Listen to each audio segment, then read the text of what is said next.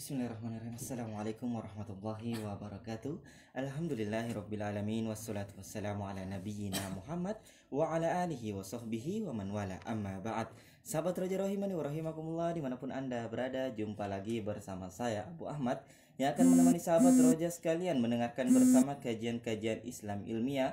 Dan insya Allah pada kesempatan malam hari ini kita akan mendengarkan bersama kajian fikih muslimah bersama guru kita Al-Ustaz Taufik Rahman LC Hafizahullah Ta'ala, edisi Selasa 24 Syawal 1441 Hijriah, yang tentunya akan live dari studio Radio Roja Palu, Jalan Kamboja nomor 25, Tali Semanti Kelore. Dan alhamdulillah pada kesempatan malam hari ini kita akan membagi kajian kita menjadi dua sesi. Yang pertama yaitu materi tentunya tentang fikih muslimah, dan yang kedua buat sahabat Roja yang ingin bertanya bisa langsung mengajukan pertanyaannya di nomor kontak Radio Roja Palu di 082299991018. Bisa kirim melalui pesan singkat ataupun WhatsApp kami di nomor yang telah kami sebutkan. Barakallahu fikum. Dan insya Allah pada malam hari ini alhamdulillah telah hadir di tengah-tengah kita guru kita Ustaz Taufik Rahman LC Hafizahullah Ta'ala, dan langsung saja kita sapa beliau. Assalamualaikum Ustaz. Waalaikumsalam warahmatullahi. Gimana kabarnya Ustaz? Alhamdulillah khair. Alhamdulillah. Dan baiklah sahabat Raja Rahimani wa rahimakumullah, langsung saja mungkin kita dengarkan bersama materi kajian kita pada malam hari ini tentang kajian fikih muslimah bersama guru kita Ustaz Taufik Rahman LC Hafizahullah Ta'ala. Kepada Ustaz, falyatafaddal mazkur. Baik. Ya, terima kasih. Bismillahirrahmanirrahim. Alhamdulillahirabbil alamin. Wa bihi nasta'inu ala umuri dunya waddin. Wassalatu wassalamu ala asyrafil anbiya'i wal mursalin.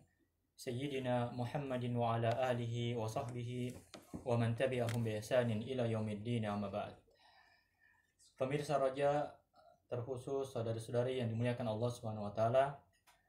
Alhamdulillah, kembali kita memuji Allah untuk segala nikmatnya. Salawat dan salam kita haturkan untuk kekasih kita yang kita cintai. Semoga Allah taala selalu menjaga kita dalam kebaikan, mengokohkan hati kita dalam keimanan, membantu kita dalam ketaatan, dan semoga Dia berkenan untuk menjadikan kita sebagai pengikut Rasulullah Sallallahu Alaihi Wasallam yang berhak untuk minum dari telaganya nanti insyaallah. Sahabat Roja yang dimuliakan Allah Subhanahu Wa Taala, alhamdulillah setelah berlalu bulan suci Ramadan, kita akan lanjutkan kembali kajian kita dalam fikih muslimah. Di kesempatan kali ini kita akan masuk ke materi berikut ya, berkait dengan persoalan hukum ya, bagaimana hukum atau apa hukumnya seorang wanita mengusap jilbabnya dalam wudhu. Hukum seorang wanita mengusap jilbab ketika berwudhu. Sahabat yang dimuliakan Allah Subhanahu wa taala, persoalan mengusap khimar atau mengusap jilbab dalam wudu ini, dia bercabang dari persoalan tentang hukum mengusap imamah, yaitu mengusap sorban bagi kaum laki-laki. Nah, jadi sebelum masuk ke pembahasan kita, saya akan sebutkan sedikit tentang masalah mengusap imamah itu, mengusap sorban. Nah, ini disebutkan dalam riwayat-riwayat yang sahih dalam kitab As-Sahihain, dalam Sahih Al-Bukhari dan Muslim dan yang lain-lain, bahwa Nabi Shallallahu Alaihi Wasallam pernah mengusap sorbannya ketika berwudu. Ya, walaupun riwayat-riwayat ini juga diperbincangkan oleh para ulama kita. Ya, diantaranya saya ingin sebutkan diantara dalil ya, karena ini persoalan yang kita bahas ini bercabang dari masalah ini. Jadi mau tidak mau kita akan sebutkan dalil-dalilnya berkait dengan masalah mengusap sorban itu. Diriwayatkan oleh Imam Al-Bukhari rahimahullah dalam kitab sahihnya, beliau mengatakan haddatsana Abdan, telah menyampaikan kepada kami Abdan qal, dia berkata akhbarana Abdullah, telah mengabarkan kepada kami Abdullah qal, dia berkata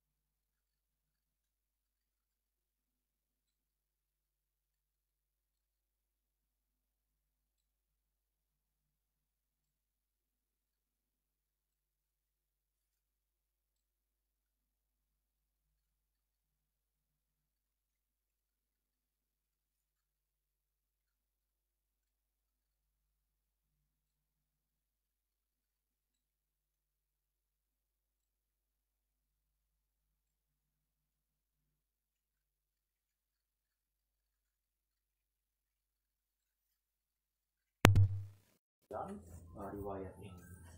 Dan ini lumrah saja kalau dalam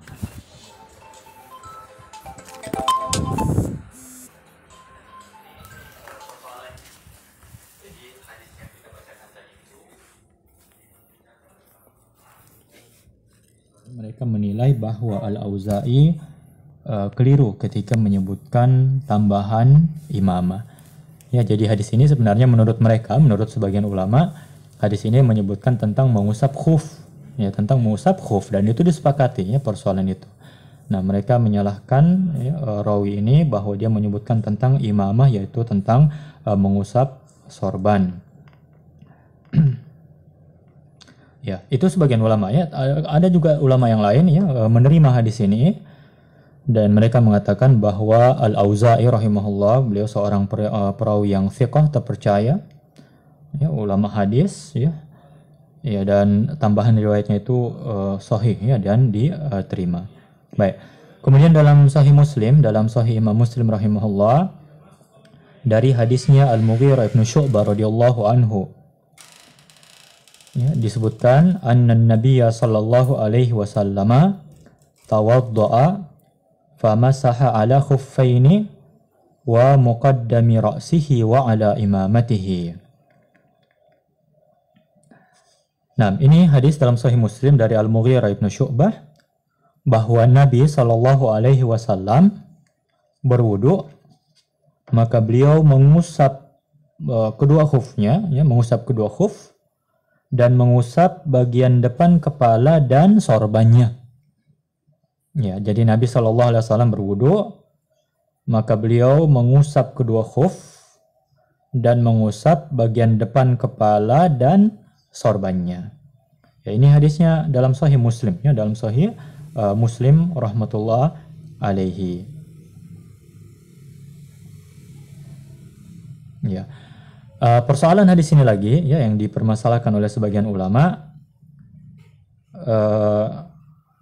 pertama bahwa hadis ini diriwayatkan dari ya dengan sanadnya dari Ibnu Al-Mughirah, dari ayahnya, ya, dari Ibnu Al-Mughirah, yaitu dari putra Al-Mughirah, dan dari ayahnya itu Al-Mughirah ibnu Syu'bah radhiyallahu anhu. Nah, putra Al-Mughirah ini diperbincangkan oleh para ulama kita ya, karena tidak ada yang menilainya thiqah, tidak ada yang menilainya sebagai perawi yang kredibel, yang terpercaya, kecuali dua orang saja, yaitu Al-Ijli dan Ibnu Hibban. Dan kedua ulama ini dikenal bahwa mereka ketika menilai status perawi ya mereka itu agak lemah ya dalam persoalan ini, yaitu tidak ulama menganggapnya ini ada sedikit tasahul ya, memudah-mudahkan dalam persoalan menguatkan status seorang perawi. Nah, itu aspek pertama. Kemudian aspek keduanya, bahwa yang dikenal dari hadisnya Al-Mughirah, bahwa beliau meriwayatkan tentang mengusap kedua khuf. Ya, Nabi SAW mengusap kedua khuf, itu yang terkenal dari hadisnya Al-Mughirah. Ya, adapun mengusap imamah ini, nah kita sudah sebutkan tadi, ya riwayatnya diperbincangkan oleh para ulama, Taib. Kemudian ada lagi satu hadis dalam Sahih Muslim, ya, dalam Sahih Muslim juga, dari jalan Al-A'mash, dari Al-Hakam, dari Abdurrahman ibnu Abi Layla, dari Ka'ab ibnu Ujrah, ya, dari Bilal, bahwa anna Rasulullah sallallahu alaihi wasallam masaha alal khuffaini wal khimar, bahwa Nabi sallallahu alaihi wasallam mengusap kedua khuf dan mengusap al-khimar. Al-khimar ya istilah umum untuk kain yang digunakan menutup kepala. Dan yang dimaksud di sini tentu bukan jilbab ya, yang dimaksud di sini adalah sorban, karena itulah yang digunakan Nabi sallallahu alaihi wasallam. Baik, riwayat ini juga ya diperbincangkan oleh para ulama, ya, diantaranya oleh Imam Ad-Daruqutni. Cuman saya tidak ingin bahas di sini karena kalau dibahas mungkin akan ya bikin tambah pusing saja ya, orang akan tambah repot memahami persoalan ini. Tapi intinya yang saya ingin katakan bahwa sanad hadis ini pun diperbincangkan, ya, dipermasalahkan oleh sebagian ulama, ya. ini sebagai gambaran saja ya, bahwa ya saudara-saudari sekalian yang dimuliakan Allah Subhanahu wa taala, persoalan fikih ini bukan persoalan gampangan saja ya. Ya, bukan persoalan gampangan saja. Jadi tidak gampang ya Anda ya, terutama bagi pemula baru belajar kemudian merasa dia sudah bisa memilah ya dalil-dalil ini. Tidak semudah itu ya, tidak segampang itu. Ya, Anda harus paham ya perbedaan ulama ini, kenapa mereka bisa berbeda. Ya, diantaranya oleh sebab-sebab yang kita sebutkan tadi, ya, faktor-faktor yang kita sebutkan tadi dari aspek hadisnya. Ya, jadi tidak gampangan ya memilah dan memilih persoalan seperti ini. Nah, kita kembali. Ya, intinya di sini bahwa ya kita bisa simpulkan dari riwayat-riwayat ini, secara umum riwayatnya sahih. Ya, cuma sekali lagi sebagian ulama memperbincangkan status hadisnya, riwayatnya, ya, yang datang dari sebagian perawinya. Tapi secara umum kita katakan bahwa hadis-hadis ini memang ada ya, benar ya. Ya, cuma memang dipermasalahkan oleh sebagian ulama tentang mengusap sorbannya.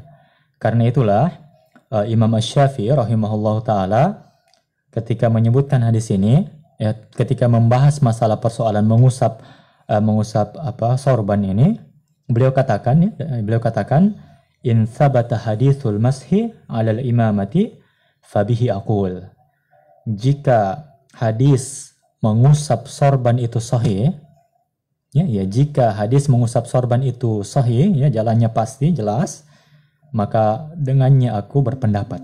Ya, maka aku berpendapat dengan hadis tersebut. Ya, jadi beliau belum sampai kepadanya tentang kesahihan hadis ini.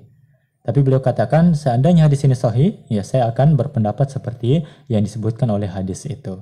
Jadi beliau juga berpandangan bahwa ya ini memiliki persoalan ya dari segi sanadnya.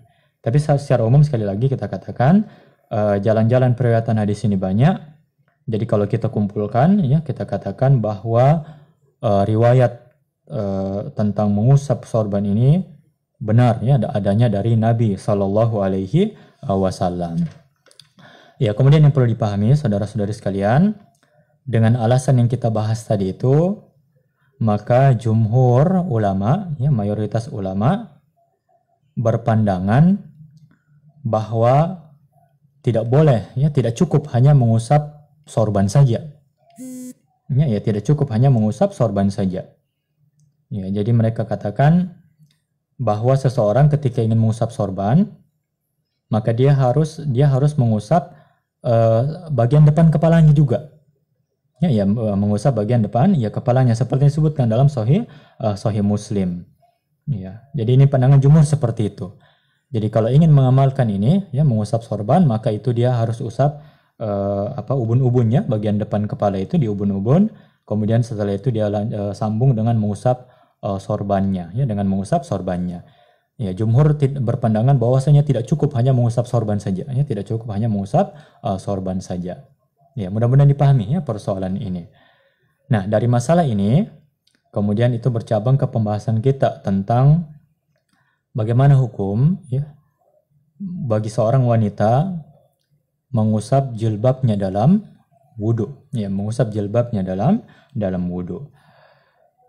Nah, persoalan ini, saudari yang dimuliakan Allah SWT, diperselisihkan oleh para ulama.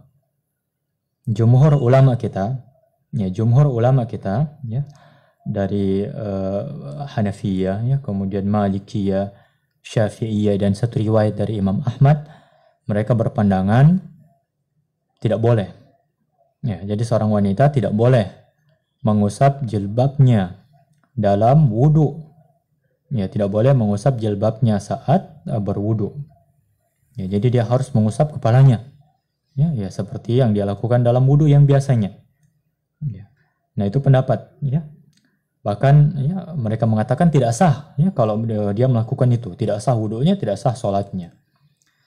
Ya, kemudian dalam pendapat mazhab Hanabilah dan satu riwayat dari imam mereka Ahmad bin Hanbal mengatakan bahwa seorang wanita dibolehkan untuk mengusap jilbabnya ya, ketika dia berwudu.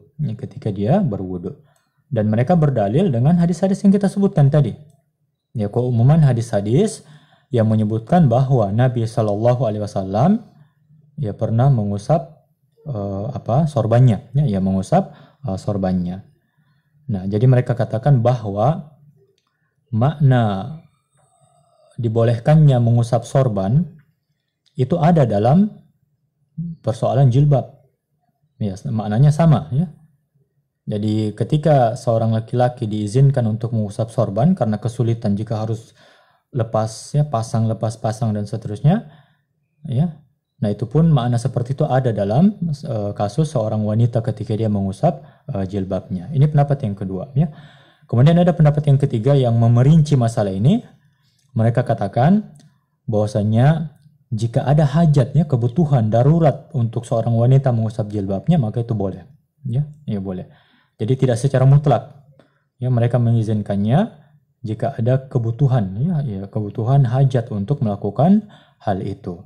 Ya, dan ini pendapatnya Syekhul Islam Ibnu Taimiyah, dan ini juga yang disebutkan oleh Syekh Muhammad Al-Utsaimin dalam tarjihnya, ya, pendapat yang beliau rojihkan, yang beliau kuatkan. Wallahu taala alam bisawab, ya. Ya, jadi intinya di sini yang saya ingin katakan, kita sebaiknya tidak memudah-mudahkan persoalan ini. Ya, tidak memudah-mudahkan persoalan ini.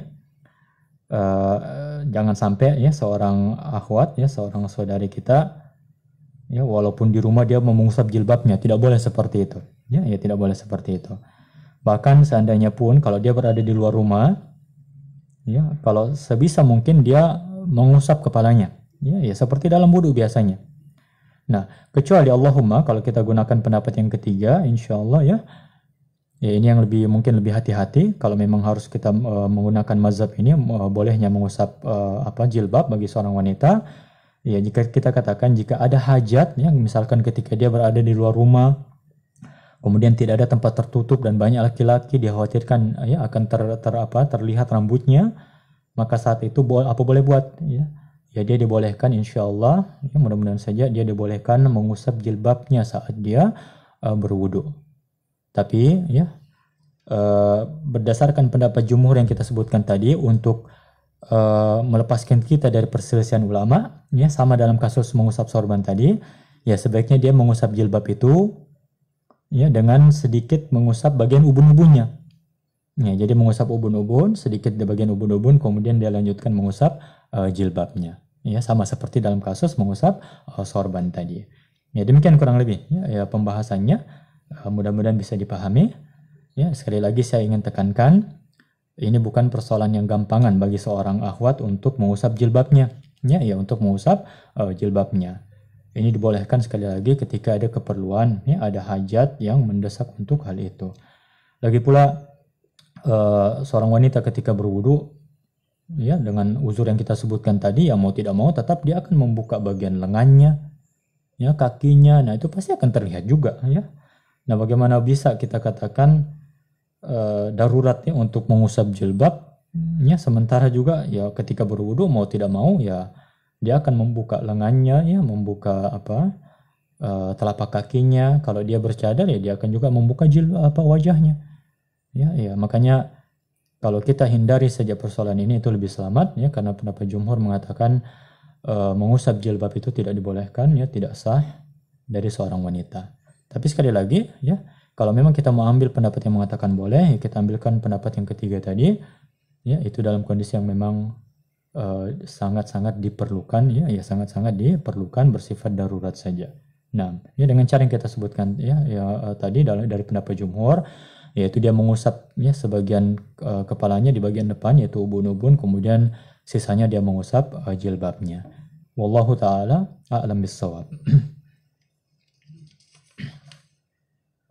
Baik, berikutnya lagi pembahasan yang kedua di kesempatan kali ini, yaitu masalah wajibnya berwudu ketika, ya, disebabkan kemaluan, ya, ketika menyentuh kemaluan.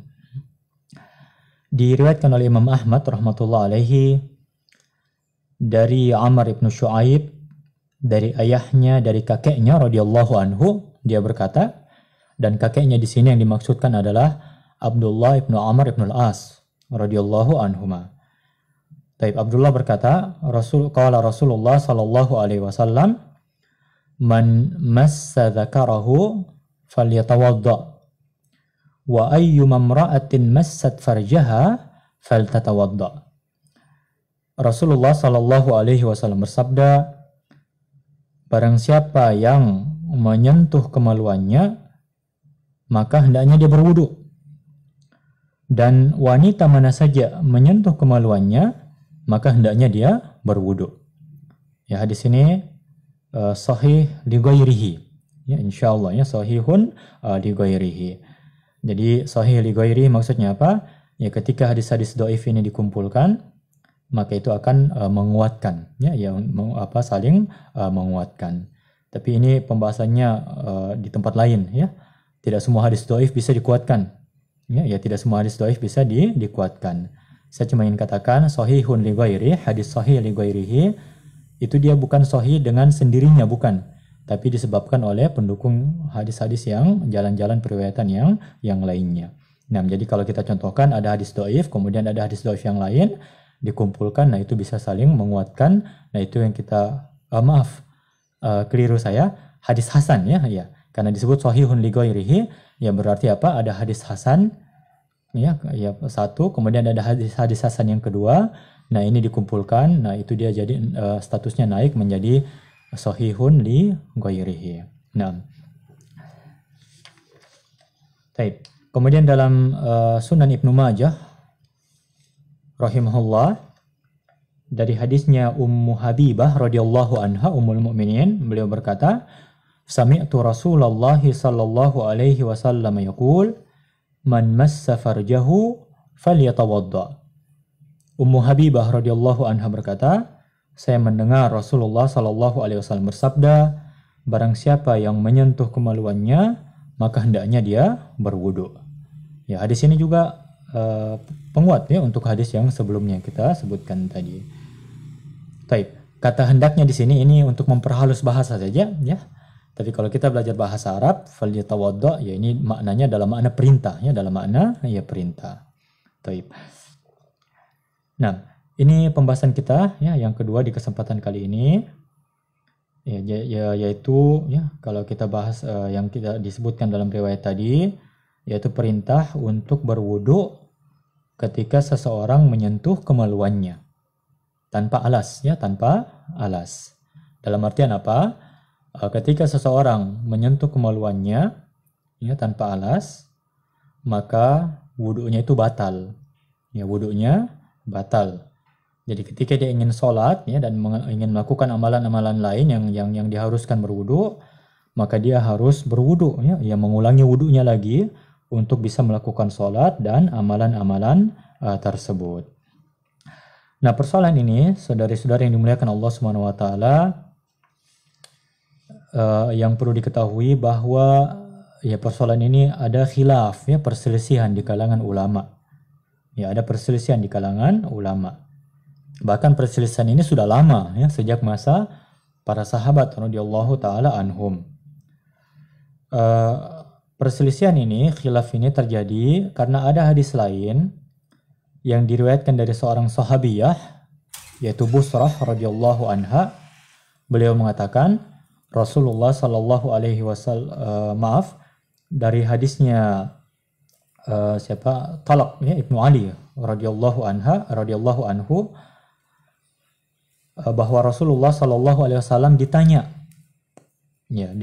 tentang menyentuh kemaluan. Ya, maksudnya apakah bermasalah ketika menyentuh kemaluan, ya, mengakibatkan batalnya wudu atau tidak? Ya, maka Rasulullah sallallahu alaihi wasallam mengatakan, wa hal huwa illa bid'atun minka. Ya, tidaklah dia itu melainkan satu bagian dari dirimu. Ya, jadi maksudnya kemaluan itu adalah bagian dari anggota tubuhmu. Ya, jadi beliau ingin menjelaskan bahwa tidak ada masalah, ya, ketika terjadi hal tersebut dan itu tidak berpengaruh pada wudu. Nah, dari hadis yang kedua ini, ya, hadisnya Talaq Ibnu Ali radhiyallahu anhu ini, maka terjadilah perbedaan di kalangan ulama. Ya, terjadi perbedaan di kalangan ulama. Bahkan saya sebutkan tadi, perbedaan ini juga sudah terjadi di masa sahabat, ya, radhiyallahu taala anhum.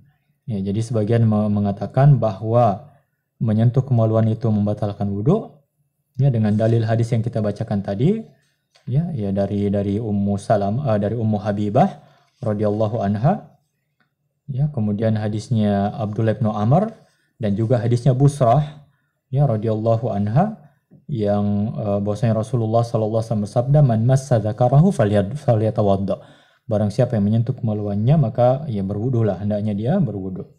Nah, kemudian pendapat yang kedua mengatakan bahwa menyentuh kemaluan itu tidak membatalkan wudu, dengan dalil hadisnya Talq ibnu Ali radhiyallahu anhu, bahwa Rasul mengatakan fahal huwa illa bid'atun minka. Ya, tidaklah dia itu, kemaluan itu, melainkan dia bagian dari dirimu.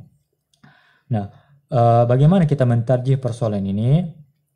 Pendapat yang kuat wallahu taala alam bahwa hadisnya Busrah, ya, dan hadis-hadis yang kita bahas tadi itu lebih kuat, ya, daripada hadisnya Talq. Ya, daripada hadisnya ya Talq dari beberapa segi, ya, dari beberapa aspek, ya, dengan beberapa alasan. Yang pertama bahwa hadis Busrah ini itu memiliki banyak jalan, ya, memiliki banyak jalan periwayatan. Ya. Kemudian persoalan lain lagi, bahwa sebagian ulama mengatakan bahwa hadisnya Talq itu mansukh. Ya, hadisnya Talq mansukh karena Talq bin Ali ini itu datangnya di awal-awal Islam, ya, di awal-awal Islam ke Madinah. Ya, jadi sangat mungkin itu di masa awal Islam. Ya, kemudian datang hadisnya Busrah, ya, yang membatalkan itu. Ya, berikutnya lagi alasan yang lain kenapa kita menguatkan hadisnya Busrah ini, ya, tentang batalnya wudu disebabkan menyentuh kemaluan, bahwa hadis ini diamalkan oleh banyak sahabat. Ya, diamalkan oleh banyak sahabat dan juga banyak ulama. Ya, diamalkan oleh banyak sahabat dan juga banyak ulama, ya. Ya, dengan alasan-alasan seperti ini maka kita katakan wallahu taala alam, yang kuat dari dua pendapat ulama, menyentuh kemaluan ini itu membatalkan wudu, ya, membatalkan wudu, ya, dan ini berlaku umum baik untuk laki-laki dan juga untuk perempuan, ya, berlaku umum untuk laki-laki dan juga untuk perempuan. Ya, walaupun banyak hadis termasuk hadisnya Busrah menyebutkan tentang kemaluan laki-laki, tapi hukumnya ini berlaku umum juga untuk perempuan, ya, berlaku juga untuk perempuan, terutama dalam hadis yang kita sebutkan di awal tadi. Ya, dalam hadis yang kita sebutkan di awal tadi, hadisnya Abdullah bin Amr secara jelas menyebutkan, Rasul mengatakan wa ayyu mamra'atin massat farjaha, wanita mana saja yang menyentuh kemaluannya falyatawadda, maka hendaknya dia berwudu. Ya, kemudian dalam hadisnya Ummu Habibah, ya, ini diriwayatkan oleh seorang perempuan, ya, dan maknanya jelas sekali, ya. Ya, beliau ingin menyebutkan bahwa itu berlaku umum untuk laki-laki juga untuk perempuan. Ya, demikian. Wallahu ta'ala alam bisawab. Ya, saya kira itu dulu yang bisa disampaikan di kesempatan kali ini. Mudah-mudahan bermanfaat. Ya, semoga Allah menjadikan kita, ya, sebagai orang yang mendengarkan ilmu dan mampu untuk mengamalkannya. Terima kasih. Wa sallallahu ala nabiyina Muhammad. Naam. Baik, syukran jazakumullah khairan Ustaz atas materi yang telah diberikan pada kesempatan malam hari ini dengan tema kajian fikih muslimah. Buat sahabat Raja yang ingin bertanya, untuk sesi kedua kita bisa langsung mengirimkan pertanyaannya ke 0822 99991018, dan kita berhenti sejenak untuk mendengarkan satu jeda Radio Raja Palu. Setelah itu kita akan melanjutkan pada sesi kedua untuk mendengarkan bersama jawaban dari pertanyaan-pertanyaan yang telah masuk. Barakallahu fikum. أيها الذين آمنوا ادخلوا في السلم كافة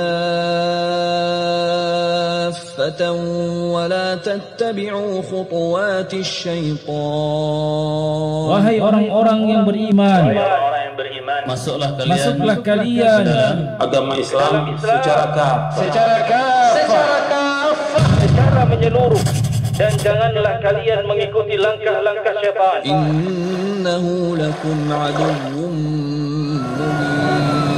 Sesungguhnya syaitan bagi kalian adalah musuh yang nyata. Radio Roja Best FM Palu 101,6 101.8 Be the best Muslim.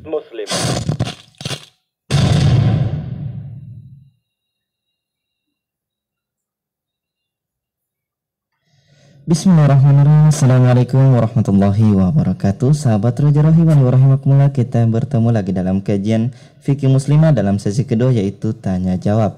Sekali lagi buat sahabat Raja yang ingin bertanya bisa langsung menghubungi kami via pesan singkat ataupun WhatsApp di 0822 99991018. Dan langsung saja kita angkat satu pertanyaan dari WhatsApp tentang materi kita pada malam hari ini tentang mengusap. Ini ada satu pertanyaan, Ustaz. Jika saya bertayamum sedangkan saya telah memakai sepatu atau kaos kaki, apakah dibolehkan mengusapnya? Soal yang sama, bagaimana jika saya memakainya setelah tayamum sebelum hadas? Saya ulang lagi, Ustaz. Baik, ya, Jika saya bertayamum sedangkan saya telah memakai sepatu atau kaos kaki, apakah dibolehkan mengusapnya? Soal yang sama, bagaimana jika saya memakainya setelah tayamum sebelum hadas? Bismillahirrahmanirrahim. Alhamdulillahi wassalatu wassalamu ala rasulillahi wa ba'd. Ya, untuk pertanyaan pertama, ya ini masalah tayamum. Ya masalah tayamum tentu tidak berkait langsung dengan pembahasan kita, ya. Dan yang bertanya, ya, saudara penanya kita ini ya mungkin belum terlalu paham ya persoalan tayamum. Ya, kita katakan bahwa seseorang bertayamum itu tidak disyaratkan dia harus memakai sepatu atau kaos kaki dalam keadaan suci. Karena orang ketika bertayamum ya ketika bertayamum dia hanya mengusap. Ingat ya, ini tayamum ya ceritanya, ya bukan berwudu, ya. Ya bukan berwudu. Ya dia cuma mengusap wajah dan telapak tangannya. Ya, ini tayamum ya, dia berwudu bertaharah dengan menggunakan tanah. Ya, dengan menggunakan tanah. Ya, beda kalau pembahasannya mungkin ini dimaksudnya pertanyaan ini yaitu ketika seseorang mengusap khuf. Ya, mengusap sepatu ya atau kaos kaki. Dan syaratnya sepatu itu menutup mata kaki. Ya, jadi sepatu-sepatu kita ini tidak memenuhi syarat, ya. Ya, karena sepotong saja tidak sampai di mata kaki. Tapi boleh mengusap kaos kaki. Nah, ini yang salah satu syaratnya itu, ya, seseorang boleh mengusap khuf ketika dia menggunakannya dalam keadaan suci. Ya, ketika dia menggunakan dalam keadaan suci. Adapun tayamum tidak ada hubungannya dengan yang seperti ini. Ya, mudah-mudahan dipahami. Nah, syukran atas jawaban yang telah diberikan. Kita angkat lagi satu pertanyaan dari WhatsApp di 08539590 sekian. Bismillah Ustadz, saya mau bertanya, bagaimana hukumnya kalau kita sholat isya di atas jam 12 malam? Fadhal Ustadz. Baik. Sholat isya menurut dia pendapat yang paling kuat, waktu pilihan ya, untuk seseorang boleh memilih waktu dia sholat itu adalah sampai tengah malam saja. Ya, sampai pertengahan malam saja. Adapun yang selebihnya itu sampai waktu fajar itu disebut waktu darurat. Ya, waktu darurat untuk orang-orang yang memiliki uzur. Ya, misalkan orang yang sakit ya atau ya hal-hal yang bersifat uzur yang dia tidak bisa melaksanakan sholat kecuali sudah lewat waktunya. Nah, ini apa boleh buat. Tapi kalau untuk waktu pilihan, seseorang yang baik yang sehat-sehat saja, dia tidak boleh sholatnya melebihi waktu yang ditetapkan ini, waktu pilihan ini, yaitu sampai tengah malam saja. Ya, dan tengah malam itu, ya tengah malamnya itu dihitung dari sejak terbenamnya matahari sampai terbitnya fajar, yaitu waktu subuh. Ya, jadi ya coba dihitung saja itu. Kalau misalkan maghrib ya, kita umpamakan saja jam 6, kemudian subuh jam 5, ya berarti ya kurang lebih itu jam 11. Ya kurang lebih jam 11. Itu sudah pertengahan malam ya, seperti itu. Anda tidak boleh sholat isya ya tanpa uzur ya lebih dari itu. Nah, baik, syukran jazakallahu khairan atas jawabannya. Dan kita angkat lagi satu pertanyaan, bagaimana hukumnya ditalak keluar darah haid setelah berhubungan dan si wanitanya belum mandi junub, sahkah talaknya, Ustaz? Talak keluar darah haid setelah berhubungan dan si wanitanya belum mandi junub, sahkah talaknya, Ustaz? Ya, ini persoalan seperti ini tidak ada kaitannya dengan masalah hubungan intim. Sekali lagi, persoalan talak tidak berkait langsung dengan masalah hubungan intim. Ya, tapi kalau Anda bertanya tentang persoalan haidnya, nah ini dia ya pembahasannya. Ya, jadi dalam Islam kita, dalam syariat Islam kita, tidak dibolehkan menceraikan istri ketika dia sedang haid atau nifas. Ya, tidak boleh mentalak istri ketika dia sedang haid atau sedang nifas. Ya, jadi dibolehkan seorang suami ya, menceraikan istrinya itu ketika istrinya suci, bersih dari haidnya sebelum dia digauli. Ya, itu talak yang sunnah. Talak yang sunnah. Adapun menceraikan dia ya ketika di masa haidnya atau setelah dia suci dan sudah disetubuhi, digauli, nah ini yang disebut dengan talak bid'ah. Ya, didefinisikan oleh para ulama dengan talak bid'ah. Ya, itu tidak dibolehkan dalam syariat kita. Ya. Nah, persoalannya lagi, apakah hukum talak itu jatuh? Ya, apakah hukum talak bidah itu jatuh? Nah, jumhur ulama termasuk para imam mazhab yang 4 mengatakan iya jatuh. Ya, jatuh. Jadi dalam syariat, walaupun suami diharuskan rujuk kembali, ya, ketika dia keluarkan kata cerai di masa haid itu, dia rujuk kembali sampai istrinya suci dulu. Kemudian setelah itu dia boleh ceraikan. Ya, dia boleh ceraikan ketika istrinya sudah bersih dari haid sebelum digauli. Nah, mudah-mudahan dipahami ya pembahasannya. Baik, syukran jazakallahu khairan atas jawaban yang telah diberikan. Kita angkat lagi satu pertanyaan dari Abu Uwais Jalan Banteng, tapi ini pertanyaan mengenai istrinya kayaknya Ustaz. Bismillah Ustaz, saya mau bertanya. Istri saya sebelum nikah ada utang puasa 7 hari. Kemudian tahun berikutnya setelah menikah istri saya tidak berpuasa 23 hari karena hamil dan melahirkan di tanggal 24 Ramadan sisanya. Sisanya tidak berpuasa karena nifas dan menyusui. Kemudian berturut-turut 2 tahun tidak berpuasa juga karena masih menyusui anak pertama. Untuk seluruh puasa yang ditinggalkan setelah menikah, semuanya sudah dibayar fidyahnya dan alhamdulillah istri saya sekarang sedang hamil anak kedua. Pertanyaannya, apakah selain fidyah yang sudah dibayar tersebut istri saya tetap harus mengqadha puasa juga Ustaz? Terus terang istri saya agak kesulitan karena setiap tahun kalau tidak sedang menyusui ya kemungkinan sedang hamil. Taib, ya. Ya, masalah tidak puasanya istri saudara kita karena kehamilan, karena menyusui, ini ada beberapa pendapat ulama dalam masalah ini. Pernah kita bahas dulu di bulan Ramadan. Ya. Waktu pembahasan itu saya tidak mentarjih ya, salah satu pendapat ini. Saya cuma ingin katakan kepada pemirsa sekalian, saudara sekalian, untuk silahkan membaca pendapat-pendapat ulama ini dan dipilih mana yang paling kuatnya ya, dengan dalilnya, atau mintalah bimbingan seorang ustadz untuk memilih pendapat yang paling kuat. Kalau saya secara pribadi lebih condong kepada jika dia mampu ya dia ganti puasanya ya untuk wanita yang hamil dan menyusui ini. Ya, jadi kalau dia tidak mampu berpuasa ketika hamil atau ketika menyusui dan dia harus berbuka, ya dia mengganti puasanya. Ya, jadi hukum asalnya wanita hamil dan wanita menyusui ini dia wajib puasa, kecuali ketika kehamilan ya, dan penyusuan itu memberatkannya, maka saat itu dia boleh berbuka dan dia mengganti puasanya di hari yang lain. Nah, ada pendapat lain yang mungkin sedikit ringan ya, dia boleh membayar fidyah. Ya, boleh membayar fidyah. Nah, ini tidak apa-apa kalau mau dipilih dalam kondisi seperti yang kasus istri saudara ini. Silahkan dibaca ya pendapat ulama tentang itu. Kalau Anda memilih pendapat ini tidak masalah, silahkan diamalkan dan konsisten dengan itu, jangan gonta-ganti tiap tahun ya. Ya, kalau memang sudah dibayarkan, alhamdulillah. Nah, persoalannya sekarang tadi ada disebutkan tentang meninggalkan puasa sebelum menikah. Iya. Nah, ini tidak gugur kewajibannya menurut jumhur.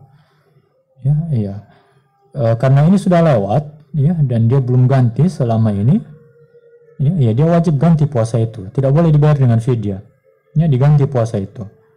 Ya, dan tentu saja ya bertobat ya atas kesalahan itu. Ya, beristighfar atas kesalahan itu karena menunda puasa ini ya sudah lewat beberapa waktu, berapa lama ya, dan dia cari waktu untuk dia bisa berpuasa ya, untuk dia bisa berpuasa mengganti puasanya di masa lalu itu. Tapi yang paling penting di sini adalah bertobat yang memohon ampun atas kesalahan di masa lalu tersebut. Nah, baik, syukron jazakumullah khairan atas jawabannya. Ada lagi, kita angkat satu pertanyaan dari WhatsApp. Apakah seorang wanita boleh tinggal sendirian, Ustadz? Kalau boleh, terus kenapa perempuan dilarang berpergian sendirian, Ustadz? ya. Nah, fadhol, Ustadz. Ini persoalan tentang ya berkait dengan masalah keamanan. Nah, Ya, masalah keamanan si wanita tersebut. Ya. Seorang ya manusia ketika dia berada di sebuah perkampungan, secara umum dia aman. Ya kan, kita Nah. paham itu. Iya, karena dia tinggal di sebuah kumpulan masyarakat. Ya. Ya, dan apalagi ketika dia memiliki rumah, tinggal dalam rumah ya lebih aman lagi. Ya, sudah tinggal di sebuah kota, sebuah desa, kemudian punya rumah yang tertutup, ya jelas aman, pasti aman. Ya, kalau ada orang mengganggu dia, pasti ya dengan susah payah juga, dengan segala risikonya. Nah, ini beda kasus ketika dia dalam perjalanan. Ya, beda kasus ketika dia dalam perjalanan. Ya, dalam perjalanan itu penuh dengan resiko. Ya, perjalanan penuh dengan ya resiko. Banyak hal yang bisa terjadi dalam perjalanan. Ya, katakan dalam satu bus misalkan. Ya, kita mohon keselamatan pada Allah, tapi banyak yang bisa terjadi ya kalau dulu ya di sebagian jalannya dari Palu ke selatan, saya tidak perlu sebut ya dulu sebelum dipecah provinsinya itu, ya dulu itu jalan yang angker ya, banyak penyamun bus-bus itu bisa dihadang ya, kemudian penumpangnya diperas ya, dirampok ya, itu hal yang umum terjadi. Nah, kalau kita kalau berkait dengan perempuan ini lebih rawan lagi keselamatannya. Ya, makanya itu disyaratkan seorang wanita ketika dia bersafar, dia harus memiliki mahram yang akan melindunginya. Ya, melindunginya. Kenapa mahram? Ya, karena itu yang bisa menjamin dia ya untuk tidak diganggu kehormatannya. Adapun kalau orang bukan mahram, itu lebih berbahaya lagi. Ini bukan persoalan harta, bukan persoalan jiwa, tapi persoalan kehormatan Anda sebagai wanita. Ya, dan Anda tahu ya bagaimana ketika seorang wanita dengan seorang laki-laki yang bukan mahram saling berdekatan, ya itu besar sekali resikonya, banyak hal bisa terjadi di situ. Ya, karena itulah syariat tidak membolehkan seorang wanita bepergian dalam perjalanan jauh ya tanpa disertai mahramnya. Nah, baik, syukron jazakumullah khairan, Ustadz. Mungkin ini pertanyaan terakhir yang akan dijawab, dan insya Allah buat teman-teman yang belum diangkat pertanyaannya, terus stay untuk mendengarkan bersama kajian fikih muslimah. Insya Allah tiap pekan ketiga dalam setiap bulannya kita akan mendengarkan bersama guru kita, dan insya Allah pertanyaan-pertanyaan yang lain akan kita jawab lagi. Dan pertanyaan terakhir itu ini dari hamba Allah. Ustadz, saya mau bertanya tentang perjodohan. Bagaimana sikap yang seharusnya dilakukan apabila kita dalam posisi dijodohkan orang tua, namun kitanya tidak suka dengan laki-laki tersebut karena ia masih merokok dan dikenal sering pacaran dengan wanita lain? Apakah saya boleh menolak, dan apa yang saya lakukan jika saya sudah menolak atas perjodohan tersebut, akan tetapi orang tua saya tidak menggubris tolakan saya dan bersikeras untuk melanjutkan perjodohan tersebut? Mohon sarannya, Ustaz. Jazakallah khairan. Fadhil, Ustaz. Baik. Ya, sebelum saya menjawab ini, saya ingin sedikit berbicara tentang masalah yang barusan dibahas tadi itu, tentang pertanyaan saudari kita. Ini sedikit gambarannya bahwasanya, maaf ya, benar seperti yang disebutkan dalam hadis bahwa kaum perempuan itu pendek akalnya, ya. Dan itu nyata ya kalau bagi kita yang sudah berkeluarga, bermuamalah dengan perempuan ya akan paham itu. Terlalu pendeknya gaya perempuan berpikir, yang dalam pandangan laki-laki sangat berbahaya, tapi menurut dia biasa-biasa saja, ya makanya jangan terlalu percaya dengan gaya berpikir Anda sebagai seorang wanita, ya. Kemudian untuk pertanyaan yang barusan disebutkan tadi, ya sebagai wanita, ya Anda berhak menolak, ya karena apalagi Anda sudah dewasa, ya. Dan ini pendapat ya para ulama kita berdasarkan riwayat-riwayat yang sahih dari Nabi SAW. Seorang wanita ketika dia sudah dewasa, maka tidak ada yang bisa memaksa dia untuk menikah dengan seorang laki-laki yang tidak dia sukai. Ya, jadi tidak boleh ya, orang tuanya pun, walinya, ayahnya tidak bisa memaksa dia untuk menikah dengan seorang laki-laki yang tidak dia sukai. Ya. Nah, kalau seandainya orang tua ngotot, ya saudari berusahalah ya dengan cara yang syar'i. Misalkan minta bantuan kepada keluarga-keluarga yang lain yang dekat dengan orang tua yang bisa menasihati orang tua, ya. Bicara kepada orang-orang tua di keluarga itu yang bisa ngomong ya, bicara kepada orang tua, atau mungkin bisa minta bantuan kepada orang yang terhormat di kampung itu ya, yang mungkin orang tua saudari wali saudari bisa menghormati, menghargai pendapatnya. Kalau semuanya sudah buntu ya mungkin bisa meminta bantuan ke Komnas Perempuan misalkan ya, atau ya apa saja cara-cara syariah yang memungkinkan dengan cara-cara yang bijak tentu saja, jangan sampai mempermalukan orang tua. Jadi sebisa mungkin kita batasi dalam keluarga saja ya. Nah, kalau sudah terjadi pernikahan itu, ya seperti yang disebutkan dalam riwayat, kalau seandainya terjadi seorang wanita dipaksa menikah oleh ayahnya dengan laki-laki yang dia tidak sukai, dan sampai pernikahan itu juga dia tidak ridho dengan suaminya karena banyak hal yang tidak disukai, nah saat itu dia boleh menuntut di pengadilan. Ya, dia boleh menuntut di pengadilan untuk meminta cerainya dari suaminya tersebut. Ya, demikian. Wallahu taala alam bissawab. Baik, syukran jazakumullah khairan Ustaz atas jawaban yang telah disampaikan, dan tak lupa juga kami ucapkan syukran jazakumullah khairan kepada pendengar setia Radio Raja Palu yang masih mendengarkan kami untuk mendengarkan bersama kajian fikih muslimah pada kesempatan malam hari ini. Dan banyak juga kita ucapkan syukran jazakumullah khairan kepada guru kita Ustaz Taufik Rahman LC Hafizahullah Ta'ala atas materi dan jawaban-jawaban yang telah diberikan buat kita semua tentunya. Dan semoga pertanyaan-pertanyaan yang telah masuk dan telah kita bacakan dapat mewakili pertanyaan dari kita semua tentunya. Barakallahu fikum. Dan pertanyaan-pertanyaan yang belum masuk insya Allah akan kita angkat kembali pada pertemuan selanjutnya. Jadi buat sahabat Raja, stay di 101.8 FM untuk mendengarkan program-program yang insya Allah bermanfaat buat kita semua tentunya. Barakallahu fikum. Dan alhamdulillah kita terasa sudah masuk di penghujung kajian kita pada malam hari ini. Semoga apa yang Ustadz berikan dapat memberikan manfaat, menambah keilmuan kita semua, dan tentunya bisa kita amalkan dalam kehidupan kita sehari-hari. Amin Allahumma amin. Dan kita sudah masuk pada azan Isya untuk wilayah Kota Palu dan sekitarnya. Kita dengarkan bersama terlebih dahulu azan Isya untuk wilayah Kota Palu dan sekitarnya. Saya Abu Ahmad mewakili kru yang bertugas mengucapkan selamat menunaikan ibadah salat Isya. Assalamualaikum warahmatullahi wabarakatuh.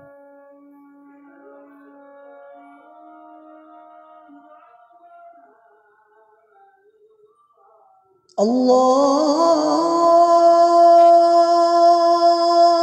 Akbar, Allahu Akbar, Allahu Akbar, Allahu Akbar. Asyhadu an la